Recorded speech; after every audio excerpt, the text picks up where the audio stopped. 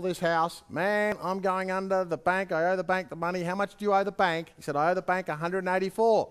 And I said, I'll give you that bit now. And the rest will work out to pay you later. So the 184 gets the bank out of the way. Boom. Now the title moves from him to me. You with me? All right, sold it. It's the second mortgage. It's the some now, some later. The second mortgage carry back. Now the title goes to me. And he said, how are you going to pay me the sum later? And I said, I'll pay you that bit over about 3 years. Now, magical stuff. If I don't mention interest, sellers normally don't mention interest. One of the things I do here, I don't understand this, but then again, why do you go to a gymnasium and people drive around for ages trying to get the closest parking spot to the front door of the gym? I don't understand that. But here's the magic, and I'm going to show you a few examples of this, and this is why I have what I call my lucky calculator, and I've been dragging the same one around for 25 years.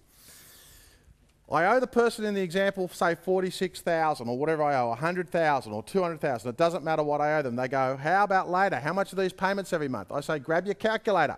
And I give them my calculator. And I say, I owe you 200,000. You better put that in there. They put in the 200,000. And how many months is it? 10 years, 10 years. How many months? 120. Put in there divided by 120. Then they put in the amount of months. And then I say, now how much do I have to write that check out to you every single month? And they go, you've got to give me a check of $2,149. Okay. Did anybody mention interest?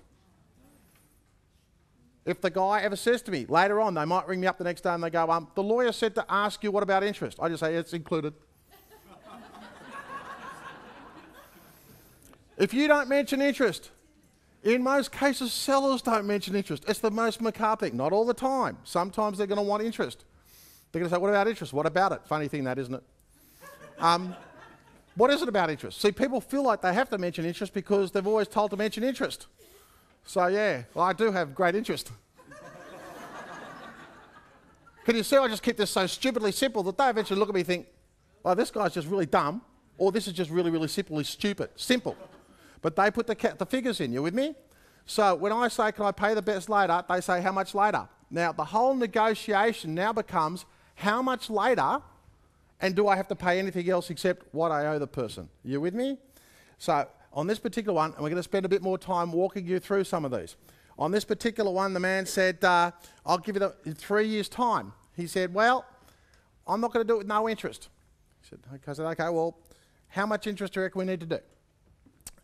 Now, here is the thing. On the napkin, I can figure out with him what the deal is. You with me? It's the lawyer people who then put it on the paperwork. I don't go down there. I don't talk about it.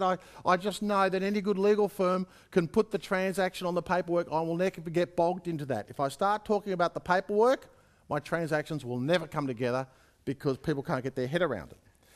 This actual transaction, here's how it happened. I bought this thing for, here's the paperwork on it.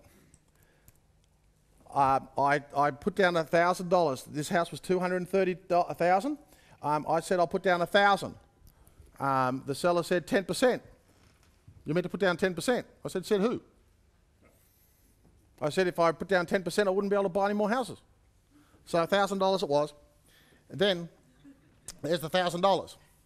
Now, here is the bit that the lawyers put together. Okay, this is your second mortgage paperwork and stuff. We agreed that I'd make 12 payments of $306.67.